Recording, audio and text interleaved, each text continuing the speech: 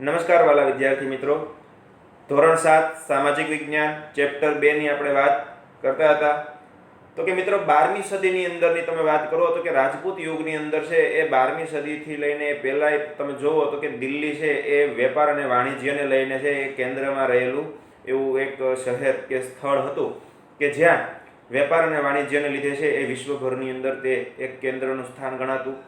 ત્યારબાદ જો આપણે જોઈએ તો કે રાજપૂત શાસકોનો જ્યારે ધીમે ધીમે અંત આવતો ગયો એવી રીતે છે એ ભારતની અંદર સલ્તનત એટલે કે મુસ્લિમ શાસકોનું છે એ શાસન આવતું ગયું અને જે 13મી સદીથી મુસ્લિમ શાસન શરૂ થયું તો આવા જે શાસકો આવ્યા એને આપણે સુલતાન તરીકે ઓળખીએ અને જે આ શાસકોએ શાસન કર્યું એના શાસનને છે આપણે સલ્તનત તરીકે ઓળખીએ છીએ. તો અહીંયા આપણે છે એ દિલ્હી સલ્તનતની વાત કરવાની એટલે કે દિલ્હીની અંદર જે મુસ્લિમ શાસકોનું શાસન હતું એના વિશે આ પાઠની અંદર વાત કરવાની છે. મિત્રો આગળના પાઠની અંદર આપણે છે એ ગુલામ વંશ અને ખલજી વંશ વિશે વાત કરેલી. ટૂંકમાં માહિતી આપી દઉં તો કે ગુલામ વંશની અંદર આપણે છે એક કુતુબુદ્દીન એબક, તેમનો છે જમાઈ એવો ઇલ્તુમિશ, તેમની પુત્રી છે ઇલ્તુમિશની પુત્રી એવી છે રઝિયા સુલતાના, અને ત્યારબાદ છે એ નસરુદ્દીન જેવા શાસકોની છે વાત આપણે કરી ચૂક્યા છીએ. અને ત્યારબાદ છે એ આપણે તો કે આગળ આપણે જે કંઈ વાત કરી એવા ખલજી વંશની અંદર આપણે જલાલુદ્દીન ખલજી કે જે ખલજી વંશની સત્તાનો સ્થાપક હતો એવો જલાલુદ્દીન ખલજી, ત્યારબાદ છે એ અલાઉદ્દીન ખલજીની વાત કરેલી. અને એના પછીની હવે જો આપણે વાત કરીએ તો કે હવે આપણે છે તુઘલક વંશની વાત કરવાની છે. તો મિત્રો અહીં વાતની શરૂઆત કરીએ તો કે તુઘલક વંશનું શાસન ક્યારથી ક્યાં સુધી હતું તો કે તુઘલક વંશનું શાસન છે એ ઈસવીસન 1320 લઈને 1414 સુધી છે એ ભારતની અંદર તુઘલક વંશના શાસકોનું શાસન હતું. તુઘલક વંશ દરમિયાન મોહમ્મદ બિન તુઘલક વંશ દરમિયાનનો પહેલો કોઈ સુલતાન હોય એવો તો કોણ હતો તો કે મોહમ્મદ બિન તુઘલક એક પ્રતિભાવંત સુલતાન થયો જેણે તેના સમયમાં કેટલાક યોજનાઓ અમલમાં મૂકી. જો મોહમ્મદ બિન તુઘલક નામનો જે શાસક થઈ ગયો ને એણે છે એ પ્રતિભાવંત એટલે કે ઘણો બધો પ્રભાવશાળી એવો શાસક હતો અને એમણે છે એ શું કર્યું તો કે તેમણે છે તેમના સમયમાં કેટલીક યોજનાઓ અમલમાં મૂકી હતી અને એના લીધે છે એ ખૂબ જ જાણીતો બનેલો. એની અંદરની વાતની કરીએ તો કે કઈ યોજનાઓ તો કે જેમાં દિલ્હીથી દૌલતાબાદ રાજધાનીનું સ્થળાંતર. બધા શાસકોની રાજધાનીનું સ્થળ કયું હતું તો કે દિલ્હી. હવે જે શાસક આવ્યો હતો આ મોહમ્મદ બિન તુઘલકે છે એ સૌથી પહેલું એક કામ એ કર્યું હતું કે રાજધાનીને સ્થળાંતર કર્યું એટલે કે દિલ્હીથી લઈને રાજધાનીને દૌલતાબાદ નામનું જે શહેર છે ત્યાં રાજધાનીનું સ્થળાંતર કર્યું. પોતે દિલ્હીને જગ્યાએ દૌલતાબાદને પોતાની રાજધાની બનાવી હતી. આગળ વાત કરીએ તો કે બીજું શું કામ કર્યું હતું તો કે પ્રતીક મુદ્રા પ્રયોગ વગેરે જેવી યોજનાનો છે એ સમાવેશ થાય છે. એટલે કે પ્રતીક મુદ્રા યોજના એટલે શું તો કે પોતાના પ્રતીક સ્વરૂપે છે એને મુદ્રાઓ એટલે કે એવા સિક્કાઓ બનાવડાવ્યા હતા. બરાબર, તો એ પણ છે એના સમયનું છે મહત્વનું કાર્ય કરી શકાય. આગળની વાત કરીએ પરંતુ મોટા ભાગની યોજનાઓમાં વ્યવહારિકતાનો છે એ અભાવ તેમજ છે તબક્કાવાર અને આયોજનબદ્ધ અમલીકરણનો અભાવના કારણે નિષ્ફળ ગઈ. એને જે યોજનાઓ બનાવી હતી આ બધી યોજનાઓને છે તબક્કાવાર રીતે છે એ વ્યવસ્થિત છે એનું કંઈ છે અમલીકરણ ન થવાથી એની બધી યોજનાઓ છે એ સમય જતાં છે નિષ્ફળ ગઈ હતી. પરંતુ આગળ વાત કરીએ તો કે તેથી છે ઇતિહાસમાં આ યોજનાઓ તરંગી યોજનાઓના નામે ઓળખાય. તરંગી યોજનાઓ એટલે કે થોડોક ટાઈમ છે એ તરંગ જનૂનની અંદર આવીને અમલમાં મૂકેલી હોય એવી યોજનાઓ તરીકે આ યોજનાઓને ઓળખવામાં આવી. હવે મિત્રો આગળ વાત કરીએ તો કે તમને એવો પ્રશ્ન પૂછાય કે મોહમ્મદ બિન તુઘલકની યોજનાઓને તરંગી યોજનાઓ શા માટે કહેવામાં આવે છે તો લખજો કે મોહમ્મદ બિન તુઘલકે છે જે યોજનાઓ અમલમાં મૂકી હતી પરંતુ એના યોગ્ય અમલીકરણના અભાવે એ યોજનાઓ છે એ સમય જતાં નિષ્ફળ ગયેલી માટે તેમને તરંગી યોજનાઓ તરીકે ઓળખવામાં આવે છે. આગળ વાત કરીએ મોહમ્મદ તુઘલકના સમયમાં છે આફ્રિકન મુસાફર એવો ઇબ્ન બુત્તા ભારતની છે મુલાકાતે આવેલો. જો મિત્રો ભારતની અંદરની વાત છે તો કે એ સમયની અંદર કોણ તો કે આફ્રિકાથી, બરાબર, આફ્રિકાથી છે એક મુસાફર એવો કોણ તો કે ઇબ્ન બુત્તા ભારતની મુલાકાતે આવેલો અને મોહમ્મદ બિન તુઘલક બાદ તેના છે પિતરાય ભાઈ ફિરોઝ શાહ તુઘલક ગાદીએ આવ્યા. અને હવે ત્યારબાદની જો વાત કરીએ તો કે મહત્વની વાત તો એ છે કે મોહમ્મદ બિન તુઘલકના શાસન બાદ કોણ આવ્યો તો કે તેમનો પિતરાય ભાઈ, એટલે કાકા દાદાના જે ભાઈ આપણે પિતરાય ભાઈ કહીએ ને, એ પિતરાય ભાઈ છે એવો કોણ તો કે ફિરોઝ શાહ તુઘલક ગાદીએ આવ્યો. હવે તુઘલક વંશની બીજી ગાદી પર બીજો શાસક કોણ આવ્યો તો કે ફિરોઝ શાહ નામનો શાસક આવ્યો. ફિરોઝ શાહ તુઘલક અવસાન બાદ તૈમૂર લંગે દિલ્હી પર આક્રમણ કર્યું. જો હવે ફિરોઝ શાહનું અવસાન થયું ને એટલે શું થયું તો કે એના પર છે એ તૈમૂર વંશનો જે શાસક એવો લંગે દિલ્હી પર છે આક્રમણ કર્યું અને ઈસવીસન 1398 થી લઈને 99નો જે સમયગાળો ગણાય, 1398 થી 99 સુધીનો જે સમયગાળો છે એની અંદર આક્રમણો થયા અને જેથી સત્તાના પાયા છે હચમચી ગયા અને તુઘલક સત્તા છે એ મર્યાદિત બની ગઈ.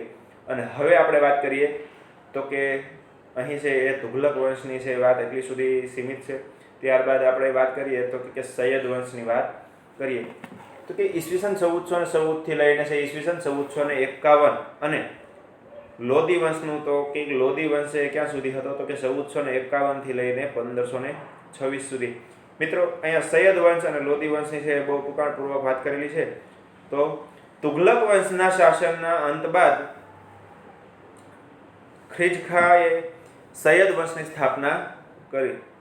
તુઘલક વંશના શાસનના અંત આવ્યો એ પછી છે એ ખિલજીખા નામનો જે સૈયદ વંશનો છે સુલતાન હતો એમણે છે એ ત્યાં પોતાની સત્તા સ્થાપી. સૈયદ વંશ બાદ બહલોલ લોદીએ છે લોધી વંશની છે સ્થાપના કરી અને સૈયદ વંશનો અંત આવ્યો ત્યારબાદ છે ત્યાં લોધી વંશનો એક સ્થાપક એવો છે બહલોલ લોદી નામનો જે શાસક હતો એમણે પોતાનું શાસન ત્યાં સ્થાપ્યું. બહલોલ લોદીએ સલ્તનતનો પ્રથમ અફઘાન શાસક હતો. બહલોલ લોદી એ સૌથી પહેલો અફઘાન શાસક હતો. અફઘાનિસ્તાનમાંથી કોઈ આવ્યો હોય એવો શાસક હતો. હવે લોધી વંશનો અંતિમ બાદશાહ ઇબ્રાહિમ લોધી હતો. જો અને લોધી વંશનો કહેવાય ને તો કે લોધી વંશનો અંતિમ એવો બાદશાહ કે સુલતાન કયો તો કે એ કોણ હતો તો કે ઇબ્રાહિમ લોધી હતો. હવે ઈસવીસન 1526માં બાબર સામે છે પાણીપતના પ્રથમ યુદ્ધમાં તેનો પરાજય થયો. હવે ઇબ્રાહિમ લોધી દિલ્હીની ગાદી પર જ્યારે ઇબ્રાહિમ લોધીનું શાસન હતું ત્યારે આ ઇબ્રાહિમ લોધીને પર 1526ની અંદર એ બાબરે આક્રમણ કરેલું અને અફઘાન એવો બાબર છે એ પોતે આક્રમણ કર્યું અને ઇબ્રાહિમ લોધીને છે એ યુદ્ધની અંદર હાર આપેલી. હવે ઇબ્રાહિમ લોધીના હારથી અહીં છે એ હવે સલ્તનત યુગનો અંત આવ્યો અને અહીંયા હવે મુઘલ યુગનો એટલે કે મુઘલ શાસનની છે શરૂઆત થઈ ગણાય.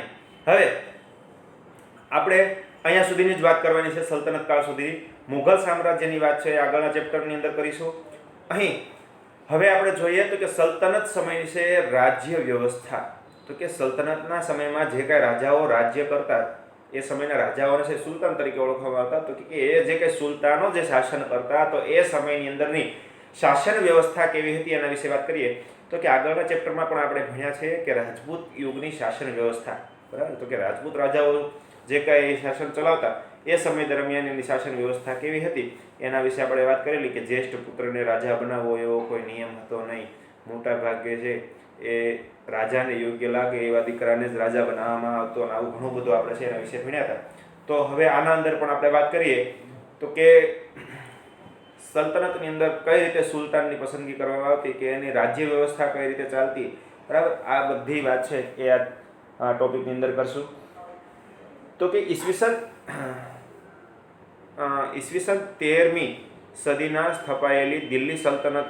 બરાબર. એટલે કે જ્યારે 13મી સદીની સ્થાપના થઈ ત્યારે દિલ્હી સલ્તનત છે ભારતમાં રાજ્ય શાસન વ્યવસ્થાની દ્રષ્ટિએ વિશિષ્ટ હતું. ભારતની અંદર 13મી સદીની શરૂઆતમાં જ્યારે દિલ્હી સલ્તનતનો પાયો નખાણો, દિલ્હીની અંદર સલ્તનત સત્તાનો પાયો નખાણો ત્યારે એને શાસન વ્યવસ્થાને લઈને એ કંઈક વિશિષ્ટ હતું એટલે અલગ હતું. દિલ્હી સલ્તનત શાસનના કેન્દ્રમાં સુલતાન હતો.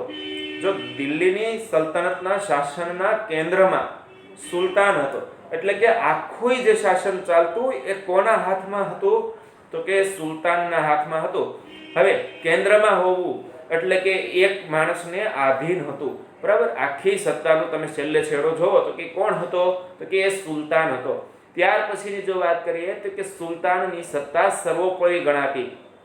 આખી શાસન વ્યવસ્થામાં સર્વોપરી એટલે કે બધાયથી ઊંચું એ કોનું સ્થાન ગણવામાં આવતું હતું? તો કે સુલતાનનું. હવે જે સર્વોચ્ચ સેનાપતિ, કારોબારીનો છે સર્વોચ્ચ વડો અને સર્વોપરી ન્યાયાધીશ પણ હતો. જો એની ભૂમિકાઓ કઈ કઈ હતી? તો કે સર્વોચ્ચ એવો સેનાપતિ પણ ગણવામાં આવતો. લશ્કરને લગતા તમામ નિર્ણયોનો પણ એ આખરી એવો નિર્ણાયક ગણાતો. બરાબર. ત્યાર પછીની વાત તો કે કારોબારીનો છે સર્વોચ્ચ વડો ગણાતો. કારોબારની અંદર પણ એ સર્વોચ્ચ એનો અંતિમ નિર્ણય રહેતો. અને ત્યારબાદ જોઈએ તો કે ન્યાયની બાબતમાં પણ એ સર્વોપરી ગણાતો. ન્યાયની અંદર પણ એ જે છેલ્લો નિર્ણય આપે એનો નિર્ણય માન્ય રાખવામાં આવતો. હવે આગળ વાત કરીએ તો કે સુલતાનને મદદ કરવા એક મંત્રીમંડળ હતું. હવે તો કે એકલો સુલતાન કઈ રીતે શાસન કરતો હશે? તો કે સુલતાનને મદદ કરવા માટે એક મંત્રીમંડળ બનાવવામાં આવેલું હતું. બરાબર. સુલતાનને મદદ કરવા માટે એક મંત્રીમંડળ બનાવવામાં આવેલું હતું. અને આ મંત્રીમંડળ છે એ સુલતાનને છે કોઈ પણ નિર્ણય લેવાની અંદર મદદ કરતા. મંત્રીમંડળના મંત્રીઓ અને અધિકારીઓની નિમણૂક સુલતાન પોતે કરતો. મંત્રીમંડળના મંત્રીઓ, હવે મંત્રીમંડળની અંદર કોને મંત્રી બનાવવો અને એ બાબત છે એ અધિકારી નિમવા હોય કે મંત્રી બનાવવા હોય, આ બધા નિર્ણય સુલતાન પોતે કરતો. હવે વાત કરીએ તો કે સલ્તનત શાસન વ્યવસ્થા કેન્દ્રીય, પ્રાંતીય અને સ્થાનિક એમ 3 વિભાગોમાં વહેંચાયેલી હતી.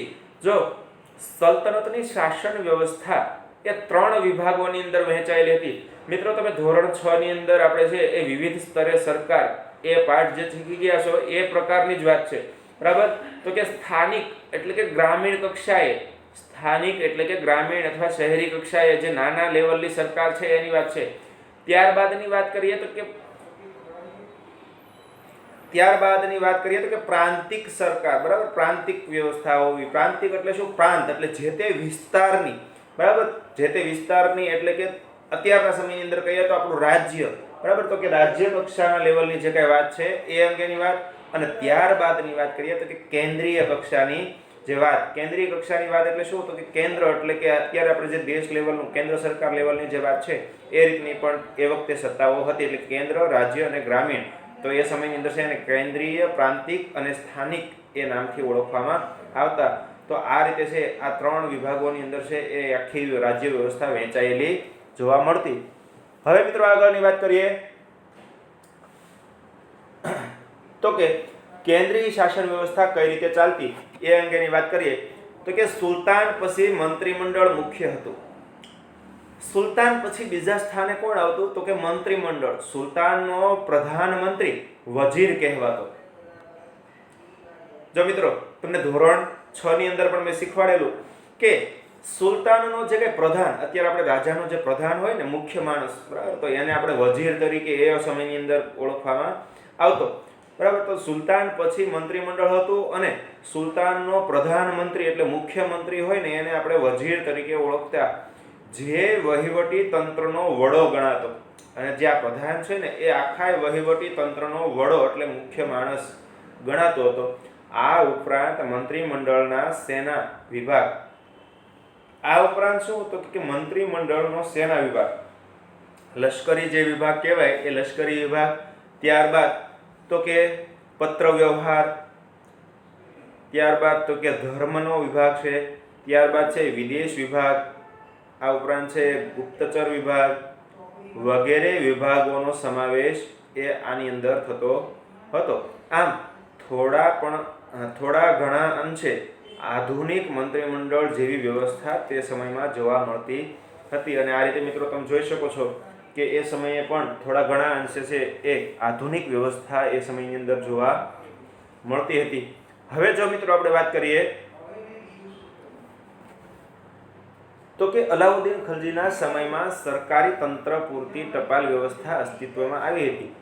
ખેપિયાઓ શાહી હુકમો, સંદેશાઓ લઈ જતા રાજ્યના મહત્વના છે એ મથકે ખેપિયાઓ મળતા. આ રીતે છે અત્યારની ટપાલ વ્યવસ્થાની પ્રારંભિક આવૃત્તિ તેને કહી શકાય. મિત્રો એવું કહેવાય ખલજી વંશની અંદર છે એ ખેપિયાઓ એટલે લાંબા અંતરે ચાલીને છે એ આવે એને ખેપિયાઓ કહેવામાં આવતા. અને આ જે કાંઈ ખેપિયાઓ એ રાજ્ય પૂરતું જ તે ટપાલ વ્યવસ્થા મર્યાદિત હતી. એટલે કે રાજાને કોઈ સંદેશા લાવવા લઈ જવા હોય તો આવા ખેપિયાઓ મારફતે છે એ સંદેશાઓ મોકલાવવામાં આવતા હતા.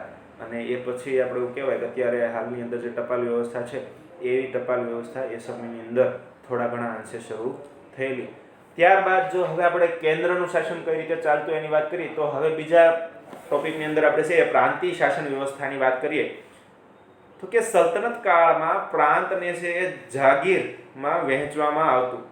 સલ્તનત કાળની અંદર પ્રાંતને છે જાગીરમાં વહેંચવામાં આવતું. જાગીર એટલે કે અલગ અલગ વિભાગોના અલગ અલગ છે એ કહેવાય કે એવા શાસકો રાખી દેવામાં આવતા કે જેને જાગીર તરીકે સોંપી દેવામાં આવે ને એ એનું સંચાલન કરતા હોય, જેને ઇક્તા કહેવામાં આવતું. જાગીર તરીકે વહેંચવામાં આવતું ને એને શું કહેવામાં આવતું? ઇક્તા તરીકે ઓળખવામાં આવતું.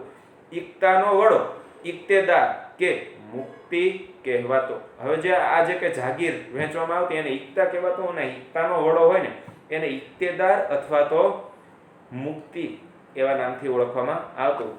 જે પ્રાંતની કારોબારી અને ન્યાયતંત્રનો વડો હતો. હવે જે આ ઇક્તા કહેવાતો ને ઇક્તા શું હતો તો કે એ જે તે પ્રાંતનો છે વડો કહેવાતો. બરાબર, કારોબારીનો વડો કહેવાતો એટલે કે જે તે પ્રાંતનું છે એ આખું હેન્ડલિંગ એ પોતે કરતો. તેનું કાર્ય જમીન જો આજે પ્રાંતિક સરકારનો જે કંઈ વડો કહેવાતો ને કોણ હતો તો કે એ જે કંઈ ઇક્તા કહેવાતો એનું શું કામ હતું? જમીન મહેસૂલ એકત્ર કરવાનું અને સુલતાનોને જરૂર પડે ત્યારે લશ્કરી મદદ કરવાનું રહેતું. એનું કામ શું હતું તો કે જમીન મહેસૂલ એકત્રિત કરવું. બધી ખેડૂતોની જે જમીનો આપી હોય એ જમીનોમાંથી છે એ મહેસૂલ ઉઘરાવવું અને ત્યારબાદ રાજ્યને જ્યારે જરૂર પડે ત્યારે લશ્કરી મદદ કરવી એ એનું કામ હતું. જોકે અલાઉદ્દીન ખલજી અને મોહમ્મદ તુઘલકના સમયમાં કેન્દ્રીય સેનાને મહત્વ આપી ઇક્તેદારો પર નિયંત્રણ સ્થાપવામાં આવેલ. હવે જ્યારે ખલજી વંશની અંદરની વાત કરીએ તો કે અલાઉદ્દીન ખલજી અને તુઘલક વંશનો જે છે એ મોહમ્મદ તુઘલક જ્યારે શાસકો થયા ત્યારે આ વ્યવસ્થાની અંદર થોડો ઘણો ફેરફાર કરેલો અને એ લોકોએ એ પ્રાંતિક વડાને છે એ થોડી ઘણી છે એ રોક લગાવેલી, નિયંત્રણ લગાવેલું એના પર અને એણે છે કેન્દ્રીય શાસનને મહત્વ વધારે આપેલું. હવે આપણે વાત કરીએ તો કે સ્થાનિક કક્ષાએ એટલે કે નીચલા સ્તરે કઈ રીતે કામ થતું એની વાત કરીએ તો કે સ્થાનિક શાસન. હવે પ્રાંત પછીના એકમને છે એ જિલ્લા અને તાલુકામાં વહેંચવામાં આવતું. પ્રાંત પછીનો કઈ જે કાંઈ છે એ એકમ એટલે કે રાજ્ય પછીનો કઈ એકમ હોય તો એ કોણ હતો તો કે તાલુકા અને જિલ્લાઓ બરાબર વહેંચવામાં આવતા, જેને અનુક્રમે શીખ અને પરગણા કહેવામાં આવતા. પરગણા એટલે જિલ્લા, શીખ એટલે જિલ્લા અને પરગણા એટલે તાલુકા તરીકે ઓળખવામાં આવતા. પરગણા ને એ બધું છે આપણે આગળના ધોરણ 6 ની અંદર શીખી ગયા છીએ. હવે વાત કરીએ તો કે ગામોને વહીવટ મુખી કે મુકદ્દમ કરતો તેને પરવારી અને કારકુન મદદ કરતા. જો મિત્રો એ સમયની અંદર ગામડાઓનો વહીવટ છે ને એ મુખી કરતો. બરાબર ને, મુખી કે મુકદ્દમ એના સમયનો જે મુખી કે મુકદ્દમ રાખેલો હોય ગામનો એ ગામડાનો વહીવટ કરતો. એના અંદરથી જે કંઈ કરવેરા ને ઉઘરાવાનું કામ કરતા. ત્યારબાદ આગળની વાત કરીએ તો કે હવે જે સલ્તનત સમયની અંદર જે કંઈ કિલ્લાઓ અને અન્ય જે કંઈ બાંધકામો થયા છે એ અંગેની જો વાત કરીએ તો કે સલ્તનત સમયની અંદરના કિલ્લા અને અન્ય બાંધકામોની વાત કરવામાં દિલ્હી સલ્તનતની સ્થાપના ભારતમાં ભારતીય ઇસ્લામિક શૈલીના સ્થાપત્યોના નિર્માણની શરૂઆત થઈ. મિત્રો સલ્તનત સત્તાની જ્યારે સ્થાપના થઈ ભારતની અંદર સલ્તનતનું શાસન સ્થપાણું બરાબર સલ્તનત કાળ આવ્યો અને ત્યારે ભારતની અંદર સૌથી પહેલી શરૂઆત હતી શેની તો કે મુસ્લિમ સ્થાપત્યોની સ્થાપના થવાની. મુસ્લિમ શૈલીના કાંઈ મુસ્લિમ ઢબે છે કોઈ સ્થાપત્યો બનવાની શરૂઆત થઈ હતી. હવે દિલ્હી સલ્તનતના સમયગાળા દરમિયાન કિલ્લાઓ, મસ્જિદો, મકબરા, જો મિત્રો યાદ રાખજો તમને એવું પૂછાય કે સલ્તનત કાળની અંદર કેવા કેવા બાંધકામો થયા હતા તો એની અંદર છે એક કિલ્લાઓ, મસ્જિદો, મકબરા, બગીચા, દરવાજા, મિનારો વગેરે જેવી સ્થાપત્ય કલાની દ્રષ્ટિએ નોંધપાત્ર એવી કૃતિઓ તૈયાર થઈ હતી. સ્થાપત્ય કલા એટલે બાંધકામ બરાબર, બાંધકામની દ્રષ્ટિએ અલગ એવી નોંધપાત્ર કૃતિઓ એ સમયની અંદર બની હતી.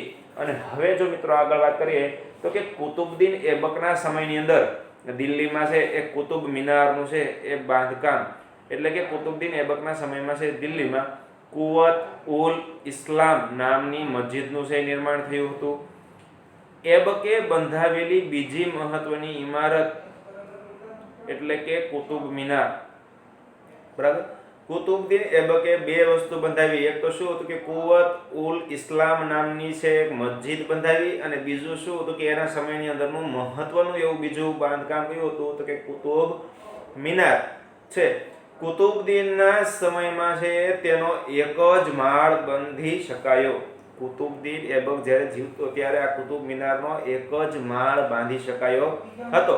તેના અવસાન બાદ બાકીનું કામ ઇલ્તુમિશે પૂર્ણ કરેલું. હવે કુતુબુદ્દીન એબકનું જ્યારે અવસાન થયું ત્યારે એક જ માળ બાંધેલો હતો, પરંતુ એના શાસન પછી જ્યારે એના જમાઈનું કુતુબુદ્દીન પછી એના જમાઈ એવા ઇલ્તુમિશનું શાસન આવ્યું ને ત્યારે એણે આનું બાંધકામ છે એ પૂર્ણ કરાવેલું. હવે ફિરોઝશાહ તુઘલક અને સિકંદર લોદીએ તેનો જીર્ણોદ્ધાર કરાયો.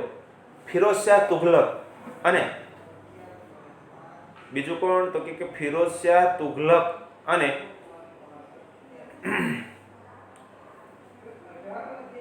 સિકંદર લોદી. ફિરોઝશાહ તુઘલક અને સિકંદર લોદીએ તેનો જીર્ણોદ્ધાર કરાવ્યો. જીર્ણોદ્ધાર કરાવવો એટલે ફરીવાર પુનર્સર્જન. બરાબર, પુનર્સર્જન એટલે કે ફરીવાર છે એનું સમારકામ કરાયું. હવે આગળ વાત કરીએ. કુતુબુદ્દીન એબક નિર્મિત અન્ય એક ઇમારત ઢાઈ દિનકા ઝોપડા. કુતુબુદ્દીન એબકે ત્રીજી એક મહત્વની છે એ મસ્જિદનું બાંધકામ કરાવેલું અને એનું નામ હતું ઢાઈ દિનકા ઝોપડા. ઢાઈ દિનકા ઝોપડા આ મસ્જિદનું નામ છે, તો યાદ રાખજો. આગળ વાત કરીએ તો કે ઢાઈ દિનકા ઝોપડા નામની મસ્જિદ એ અજમેરમાં આવેલી છે અને એ પણ કુતુબુદ્દીન એબકે બંધાવેલી હતી. આ ઉપરાંત વાત કરીએ તો કે ઇલ્તુમિશના સમયમાં